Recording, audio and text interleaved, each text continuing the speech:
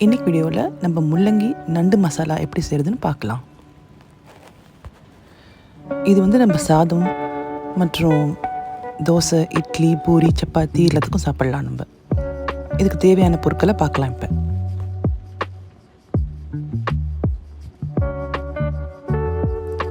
3 பெரிய வெங்காயம் பொடி நறுக்கி வச்சுக்கோங்க. தக்காளி 1 பொடி நறுக்கி வச்சுக்கோங்க. அதுமாதிரி பச்சை மிளகாய் 2 கீறி வச்சுக்கோங்க. எண்ணெய் 4 டீஸ்பூன், தக்காளி பேஸ்ட் 1 ஸ்பூன், இஞ்சி பூண்டு விழுது 2 டீஸ்பூன், குழம்பு மிளகாய்த்தூள் 2 டீஸ்பூன் எடுத்துக்கலாம். இதுக்கு நண்டு 3/4 கிலோ சரியாக இருக்கும். வெள்ளை முள்ளங்கி 1 பெருசாக, அது குட்டி குட்டியாக நறுக்கி வச்சுக்கோங்க.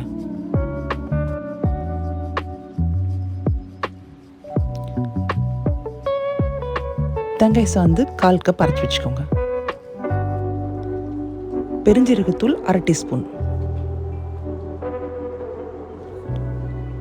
ஒரு கடாய் அடுப்பில் வச்சுட்டு அது சூடானதும் 4 டீஸ்பூன் எண்ணெய் அதில் சேர்த்துக்கலாம்.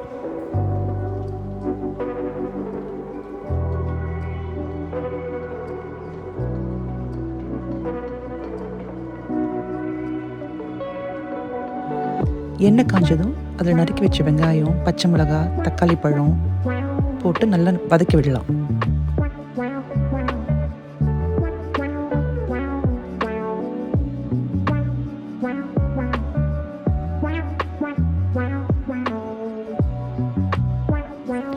வெங்காயம் தக்காளி பழம் நல்லா வதங்குறதுக்கு இதில் தேவையான உப்பு போட்டு நல்லா வதக்கிக்கலாம். அப்புறம் அதில் 2 டீஸ்பூன் மிளகாய்த்தூள் சேர்த்துக்கலாம்.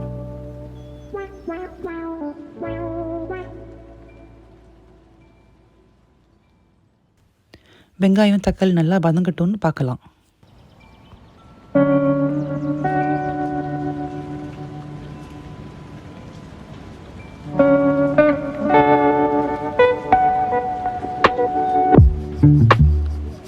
ஒரு டீஸ்பூன் இஞ்சி பூண்டு பேஸ்ட்டும் சேர்த்துக்கலாம்.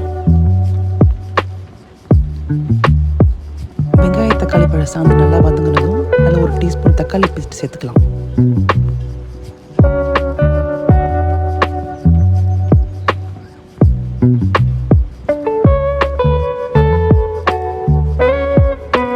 இப்போ இந்த ஸ்டேஜில் கழுவி வச்ச 3/4 கிலோ நண்டை சேர்த்துக்கலாம். இல்லை நல்லா சேர்ந்து மிக்ஸ் பண்ணி விட்டுக்கோங்க.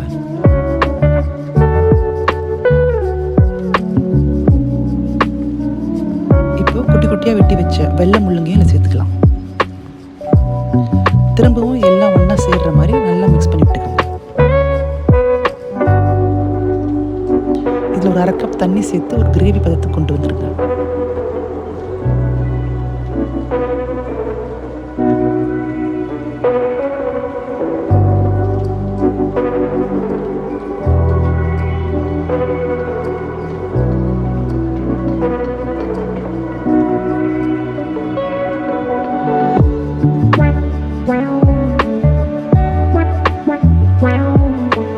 இப்போ எல்லாத்தையும் நல்லா மிக்ஸ் பண்ணிவிட்டு ஒரு தட்டு போட்டு மூடி வச்சுருங்க. இப்போ இந்த ஸ்டேஜில் உப்பு கொஞ்சம் பத்தலை, அதனால நான் கொஞ்சம் உப்பு ஆட் பண்ணியிருக்கேன்.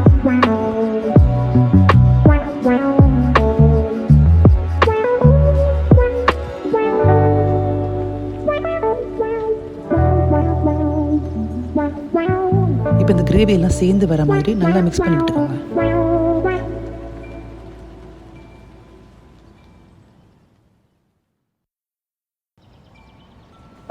இப்போ நான் கொஞ்சம் கிரேவியாக செய்கிறேன், அதனால ஒரு 1/2 கப் தண்ணி இன்னும் கொஞ்சம் சேர்த்துக்கிறேன். நான்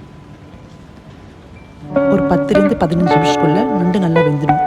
கடைசியாக பெருஞ்சீரகத்தூள் சேர்த்துக்கலாம். நம்ம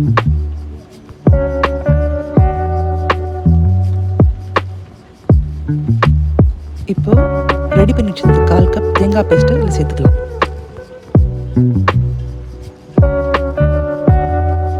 இப்போ எல்லாம் ஒன்றா நல்லா மிக்ஸ் பண்ணி விட்டுக்கோங்க.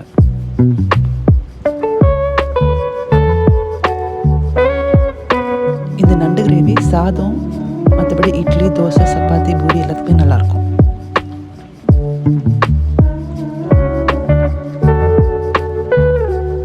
கடைசியாக கொஞ்சம் மல்லித்தழை தூவிக்கோங்க. இதில்